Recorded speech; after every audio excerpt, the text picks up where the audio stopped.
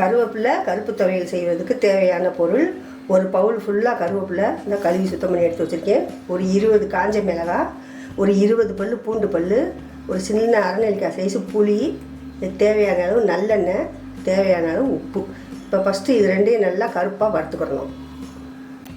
இப்போ சட்டி காஞ்சிடுச்சு. இப்போ வந்து நல்லெண்ணெய் ஒரு 3 ஸ்பூன் நல்லெண்ணெய்.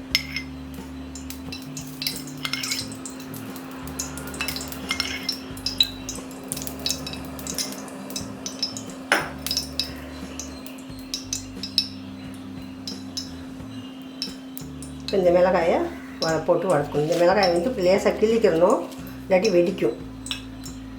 லேசாக அப்படி பிச்சுட்டு போடணும், இல்லாட்டி வெடிக்கும். எல்லாத்தையும் போட்டு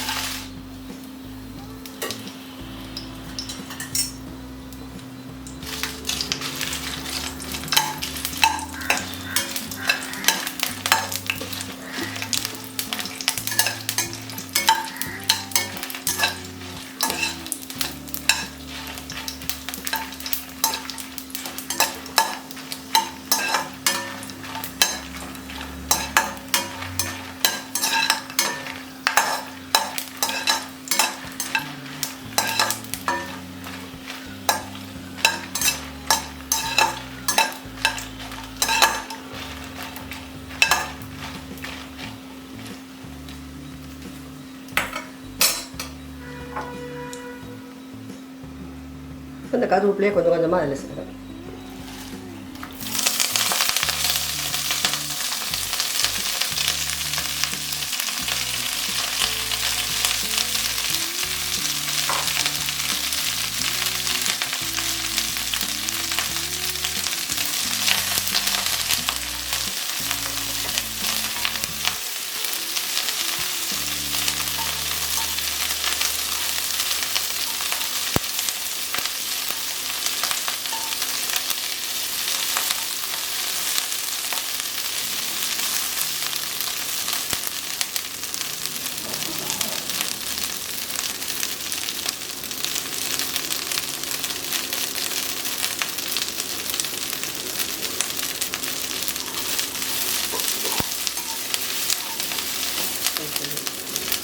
இதை வந்து இப்போ நல்லா கருப்பாக வறுத்துக்கணும். வறுத்ததுக்கப்புறம் காமிக்கணும்.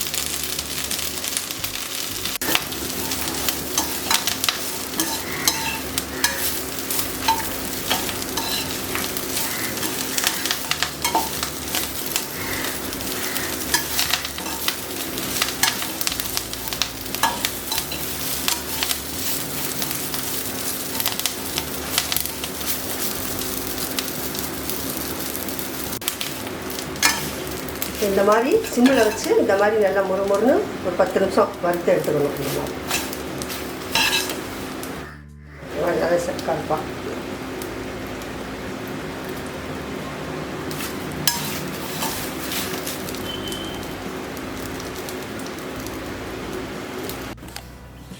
இப்போ வறுத்து ஒரு 5 நிமிஷம் இந்த மாதிரி ஆற வச்சுருக்கேன்.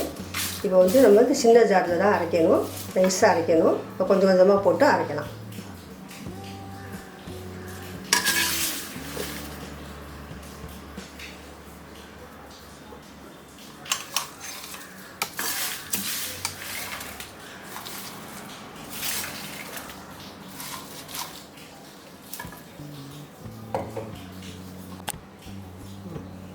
ஃபஸ்ட்டு போட்டதை இந்த மாதிரி நல்லா ட்ரையாக இந்த மாதிரி ட்ரையாக அரைச்சி தண்ணி ஊற்றாமல் இந்த மாதிரி ட்ரையாக அரைச்சிக்கணும். மீதி இருக்கிறதையும் இதே மாதிரி போட்டு இதே மாதிரி அரைச்சிக்கணும். அதிலே போட்டு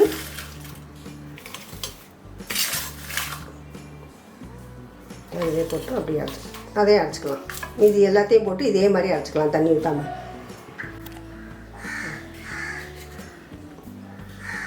எல்லாத்தையும் போட்டு இப்போ ஃபுல்லாக எல்லாத்தையும் போட்டு தண்ணி ஊற்றாமல் நல்லா ட்ரையாக அப்படி அரைச்சிருக்கேன். நல்லா இந்த அரைச்சிருக்கேன். இப்போ இதில் வந்து நம்ம பூண்டு புளி உப்பு போட்டு அதையும் தண்ணி ஊற்றாமல் ஒரு சுற்றிட்டு அதுக்கப்புறம் லாஸ்ட்டில் தான் தண்ணி ஊற்றி அரைக்கணும். இப்போ வந்து இந்த புளி போடுவோம், சின்ன புளி இதை போடுவோம். இப்போ வந்து இந்த பூண்டு 20 பல் பூண்டு உரிச்சு கட் பண்ணி வச்சுருக்கோம் இல்லையா, இந்த பூண்டையே இதில் போடுவோம். இப்போ இதுக்கு தேவையான அளவு உப்பு, எவ்வளோ உப்பு வேணுமோ அந்த உப்பு நான் 2 ஸ்பூன் போடுறேன். இது காரனால உப்பு கொஞ்சம் எடுக்கும்.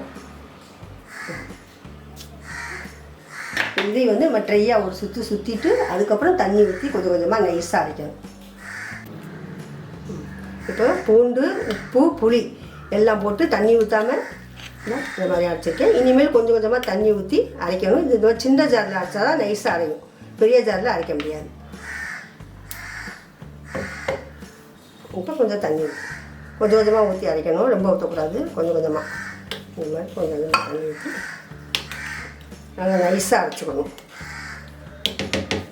இப்போ அரைச்சிக்கலாம். இப்போ எல்லாத்தையும் போட்டு உப்பு எல்லாம் போட்டு நல்லா நைஸாக இருந்தால் இந்த அளவு அரைச்சாச்சு, கெட்டியாக அரைச்சாச்சு, திக்கா நைஸாக அரைச்சாச்சு பாருங்கள் இந்த அளவு. இப்போ அதை பவுலில் மாற்றிக்கலாம்.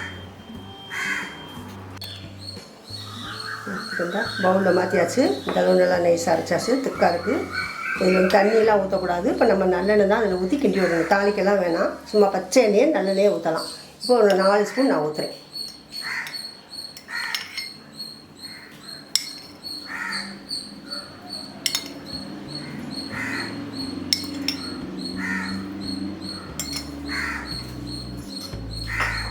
இதை நல்லா அப்படி கிண்டி விட்டுக்கலாம்.